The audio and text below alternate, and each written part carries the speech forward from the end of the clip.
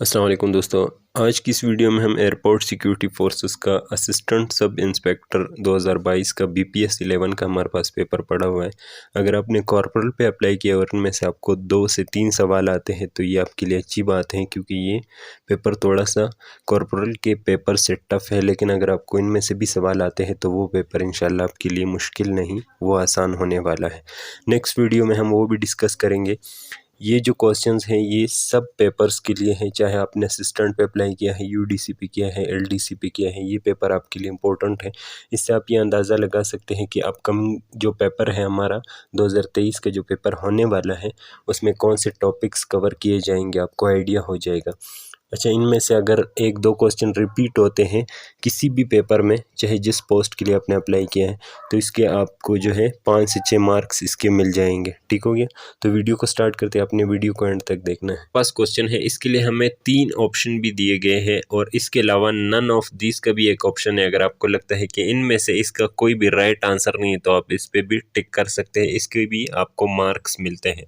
पहला हमारे पास क्वेश्चन जो है उसमें हमने रिसाइड का सिनोनिम फाइंड करना है, यानी इसका जो सिमिलर वर्ड है वो हमने यहाँ पर देखना है कि इन 3 ऑप्शंस में से कोई है या नहीं। पहला है ड्वेल, इसके अलावा माइग्रेट और रिसीव, या फिर नन ऑफ दिस को भी आप चूज़ कर सकते हैं जैसे कि मैंने आपको बताया। रिसाइड का मीनिंग जो है वो रिहाइश, रहना या इस तरह की इसकी मीनिंग है। इसको रिप्लेस करके हम इसकी जगह ड्वेल का भी यूज़ कर सकते हैं। सिनोनिम का बस यही काम होता है, मैंने पिछली वीडियो में बताया था कि किसी वर्ड को हम बार बार यूज़ करते हैं तो वो प्रोफेशनल या फिर अच्छा इंप्रेशन नहीं पड़ता उसका, उसकी जगह हम ड्वेल को भी रिप्लेस कर सकते हैं। ठीक हो गया? जो हमारे पास क्वेश्चन है वो बिल्कुल सेम है, यहाँ पर वर्ड थोड़ा सा चेंज है, सेरीन है और सेरीन का हमने सिमिलर वर्ड फाइंड करना है। इसके साथ हम दूसरा कौन सा वर्ड है जिसे हम अपनी सेंटेंस में यूज़ कर सकते हैं। सेरीन का मतलब है पुरसुकून। अब यहाँ पर 3 वर्ड है, क्विक है, सपोज है और कम है। कम का यूज़ हम करते हैं कम डाउन या इस तरह के जुमलों में हम करते हैं, तो इसका मतलब भी बिल्कुल सेम हो गया, यानी पुरसुकून। अब इसका जो राइट आंसर है वो सेकंड वाला है, बी। इसका मतलब है यानी कम और सेरीन जो है वो सिमिलर वर्ड्स हैं।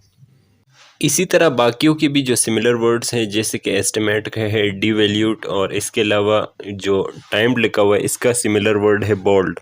पर कुछ प्रेपोजिशंस हैं जैसे कि मैंने अपनी प्रीवियस वीडियो में कुछ एग्जांपल्स दिए थे आप लोगों को कि इन्हें आपने किस तरह से सॉल्व करना है। अच्छा, यहाँ पर एक सेंटेंस है, मैं आप लोगों को थोड़ा सा समझाता हूँ। Fish jumped from 1 pound dash to other found, यानी टू तो नहीं लिखा, हमने यहाँ पर प्रेपोजिशन खुद सेलेक्ट करना होता है कि इसमें टू आएगा डैश में, या इन टू आएगा, या फिर इन आएगा। तो यहाँ पर इन टू आएगा क्योंकि एक तालाब से उसने दूसरी तालाब में जंप लगाया है, तो इसका राइट आंसर जो है वो बी है। पर का जो क्वेश्चन है ये मैंने ग्रुप में भी शेयर किया था, काफ़ी लोगों ने इसका राइट आंसर दिया लेकिन कुछ लोगों को थोड़ा सा कंफ्यूजन था। अच्छा, कंफ्यूजन यहाँ पर है कि एग्जामिनर मॉनिटर्ड लिखा हुआ है तो इसके साथ फॉर का ही यूज़ किया जाएगा, ना कि सिंस और फ्रॉम का। क्योंकि अगर कोई काम जारी हो या कोई काम 1 घंटे से हो रहा हो, 2 घंटे से हो रहा हो, या फिर 2 दिन से हो रहा हो, तो उसके साथ हम फ्रॉम या फिर सिंस का यूज़ कर सकते हैं। लेकिन यहाँ पर मॉनिटर्ड लिखा हुआ है तो इसका मतलब यही है कि ये परफेक्ट टेंस का सेंटेंस है, तो इसके साथ फ्रॉम या सिंस का यूज़ नहीं होगा बल्कि फॉर का यूज़ होगा, क्योंकि उसने कोई काम किया है, बेशक 10 मिनट के लिए, 2 दिन के लिए या 3 दिन के लिए। तो ये सेंटेंस कुछ इस तरह है। ठीक हो गया? इसका राइट आंसर जो है वो 4 है। 7th नंबर वाला क्वेश्चन कुछ इस तरह है, he has experience dash driving all types of motor cars. अब यहाँ पर हमने ये बताना है कि डैश वाली जगह है उसमें कौन सा प्रपोजिशन आने वाला है।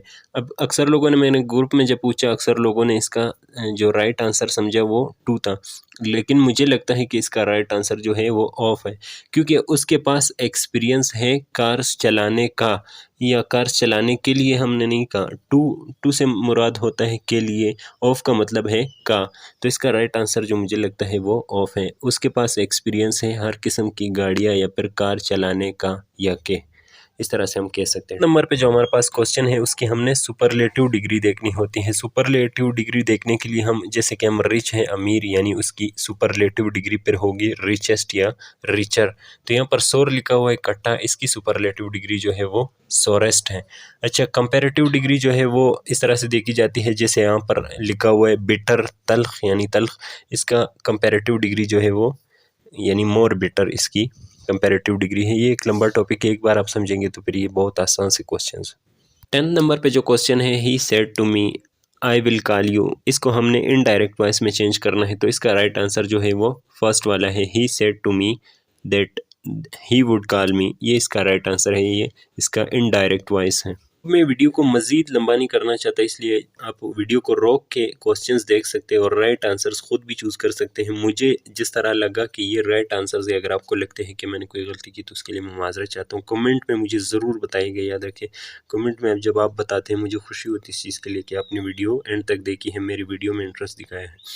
अच्छा, 11 नंबर का जो है वो एडजेक्टिव है, और इसके अलावा 12 का जो राइट आंसर है वो सेकेंडरी है, और इसके अलावा जो 13 नंबर का जो आंसर है हमारा फर्स्ट यानी पहला जो हमारा प्रेसिडेंट था वो था इस्कंदर मिर्ज़ा। अच्छा, फर्स्ट जो प्राइम मिनिस्टर था वो तो लियाकत अली ख़ान था, गवर्नर जो था वो कायद आज़म था। इसके अलावा जो यहाँ पर लिखा हुआ है एयरपोर्ट सिक्योरिटी फोर्सेस यानी किस मिनिस्ट्री के अंडर आता है और किस वजारत के अंडर आता है, वो मैंने राइट आंसर डिफेंस यहाँ पर सिलेक्ट किया हुआ है, ये इसका राइट आंसर है। और यहाँ पर एक क्वेश्चन है, ये बड़ा लंबा क्वेश्चन है, मैंने ग्रुप में भी इसको ऐड किया था, आप लोग खुद भी इसे तफसील से पढ़ सकते हैं। मेन फंक्शन जो मुझे लगा जो मैंने पढ़ा है एस इफेक्ट के अंडर, वो इसमें आता है ए वाला जो है वो इसका राइट आंसर है। प्रेसिडेंट ऑफ ब्राज़ील, यानी ये पेपर जो था वो 2022 का था, तो इस वक्त जो प्रेसिडेंट था ब्राज़ील का वो ये जो सी पे नाम लिखा हुआ ये उस वक्त प्रेसिडेंट था ब्राज़ील का। अब चेंज हो गया होगा, लेकिन उस वक्त जो है वो ब्राज़ील का ये प्रेसिडेंट था। ठीक हो गया।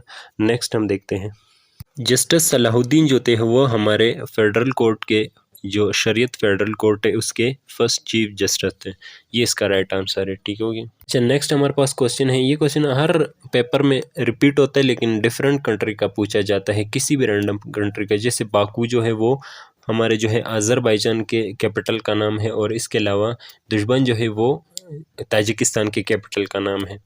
और 19 नंबर पे जो क्वेश्चन है वो है world war 2 was fought between, यानी ये जो है इसमें मुझे राइट आंसर नज़र नहीं आया, क्योंकि वो वर्ल्ड वार 2 जो था वो 1939 से लेके 45 के दौरान लड़ी गई थी, लेकिन यहाँ पर ऐसा कोई ऑप्शन नहीं है, तो ये नन ऑफ दिस वाला जो ऑप्शन है ये इसका राइट आंसर है।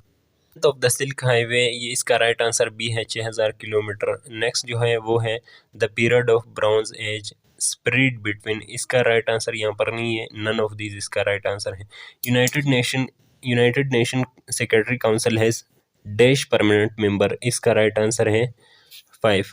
और इसके अलावा जो नेक्स्ट क्वेश्चन है वो है all are the official languages of United Nation expert, इसका जो राइट आंसर है वो बी है, मतलब पर्शियन जो है वो यूनाइटेड नेशन का ऑफिशियल लैंग्वेज नहीं है, बाकी इंग्लिश और फ्रेंच जो है वो इसका ऑफिशियल लैंग्वेज है। नेक्स्ट जो हमारे पास क्वेश्चन है, पाकिस्तान है serve dash times at dash time, मतलब नॉन परमानेंट मेंबर जो है पाकिस्तान 7 मरतबा रह चुका है यूएन यानी यूनाइटेड नेशन का।